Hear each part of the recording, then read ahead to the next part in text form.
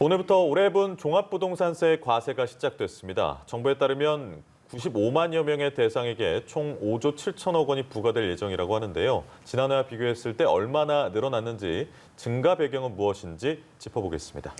네, 이 본격적인 김장철을 맞아서 배추값이 가파르게 상승하고 있습니다.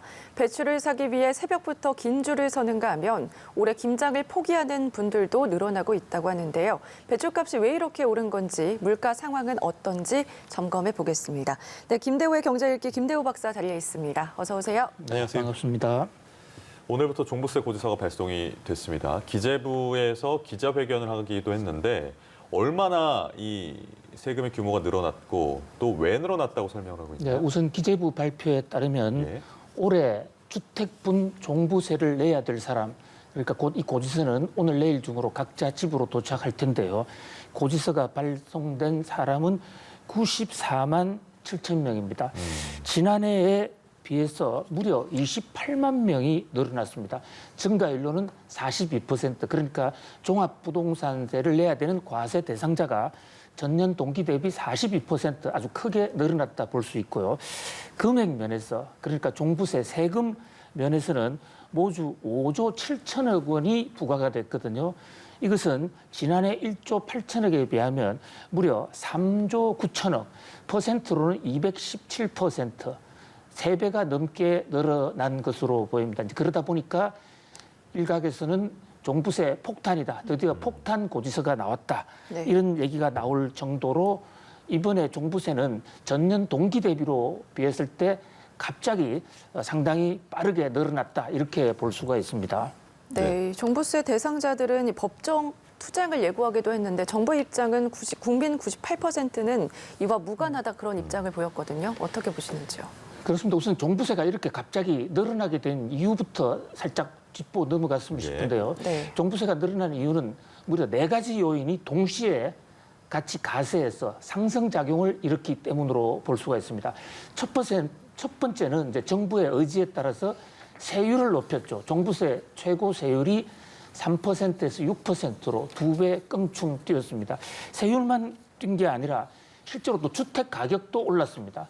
집값이 오르면 세금은 더 늘 수밖에 없는 것이죠. 집값에다가 세율을 곱하는 것이니까요. 자, 거기다가 공정가액 비율이라고 그러는 종부세를 적용할 때 시장 가격의 몇 퍼센트를 적용하느냐, 이것을 공정시장가액 비율이라고 하는데 정부는 이것도 95%로 올렸습니다. 또 하나 오른 것은 공시가입니다. 정부는 이 이제 종합부동산세를 과시할 때 여러 가지 가격 기준이 있기 때문에 그중에서도 정부가 국토부가 고시하는 공시가를 기준으로 삼는데 이 공시가 현실화율이 올랐거든요. 그러니까 세율, 공시가, 공정가액 비율, 거기다가 주택까지 이게 4개가 다 오르다 보니까 대상자도 크게 늘고 또 과세 금액도 217%나 늘어난 이런 상황이 됐는데, 여기에 대해서 과세 당국과 세금을 내는 납세 국민들 간에는 상당한 이제 서로 간에 좀 차이가 있는 것으로 보입니다. 원래 세금이라는 것이 이제 전통적으로도 우리 고대 사회에 세금을 일컫는 말로 고혈, 국민들의 피를 뽑는다라고 하기도 하고 국민들의 피땀이라고 하기도 하고, 우리 춘향가에는 금준 미주는 천인혈이요, 뭐 이런 얘기도 있어요.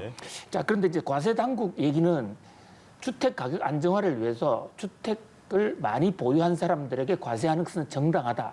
그리고 이번에는 2주택 이상 다주택자에게 집중적으로 세금을 때렸다. 그래서 전체 과세자의 88% 이상은 2주택자 이상이다. 1주택자도 세금이 많이 올랐지만은 그러나 2주택자에 비하면 세금 상승폭은 상대적으로 적다. 또 그러다 보니까 또 전체적으로 세금을 내는 사람도 94만 7천 명인데 이것은 우리 국민의 한 2% 정도밖에 안 되는 것이 아니냐. 이렇게 얘기하는데 납세자들 입장에서는 이제 하나하나 자신이 해당자가 됐을 때는 이제 고혈을 빠져나가는 그런 이제 통증을 느낄 수가 있겠죠. 그다음에 이제 20% 국민의 20%라는 이 주장에 대해서도 정부가 계산은 전 국민을 이번에 납세 대상자로 나누었는데 전 국민 중에 어린이라든지 미성년자 이런 사람을 빼고 나면 실제로 과세 가능한 자를 대비로 보면 약 한 6%에서 7%로 올라간다. 이런 지적도 있습니다.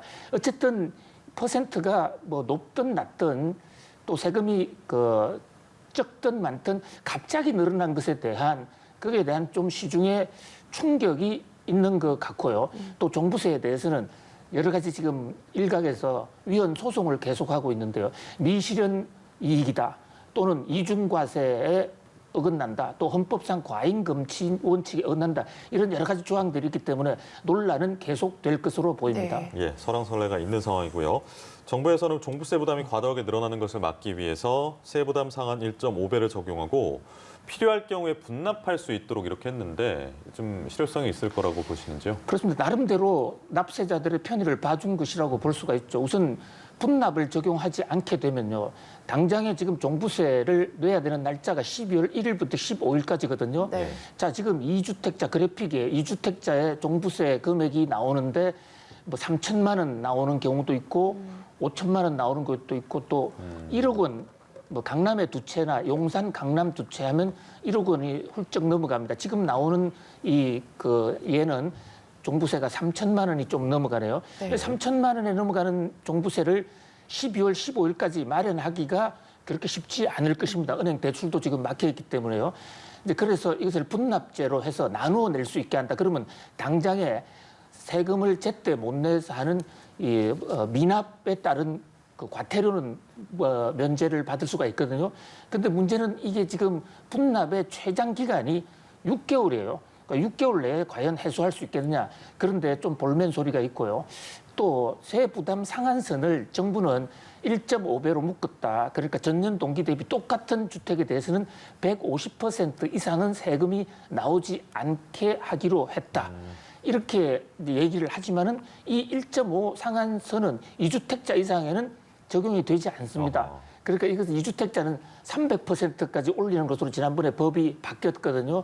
이제 그러니까 이 대목에 대해서도 적용을 받는 사람의 숫자가 그렇게 많지 않을 것이다.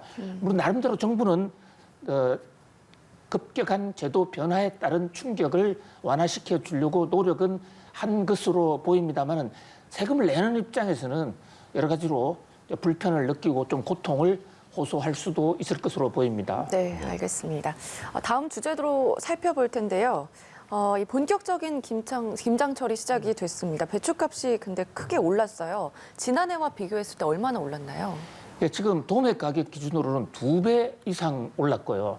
시장에서의 전통 가격 기준으로는 8%에서부터 한 50%까지 여러 형태에 따라서 또 파는 장소에 따라서 여러 가지 차이가 네. 있는데요. 이 김장이라는 것은 어떻게 보면 겨울을 나는 필수품이고 서민들이 김장에 의존하는 비중이 높다 이런 관점에서 볼 때 서민들이 느끼는 체감 물가는 상당히 높을 것으로 보입니다. 네. 생필품이니까요. 지금 이제 김장 재료의 구입 비용이 그래픽에 나오고 있는데요. 네. 4인 가족을 계산을 할 때 전년 동기 대비 우리 GDP 성장률이나 소득 증가율보다 훨씬 더 많이 올랐죠. 배추값, 무값은 상당히 크게 올랐습니다. 그 밖에 또 김장 재료라고 할 수 있는 마늘, 양파 이런 재료까지도 이제 급격히 올랐는데요. 특히 문제가 되는 것은 배추입니다.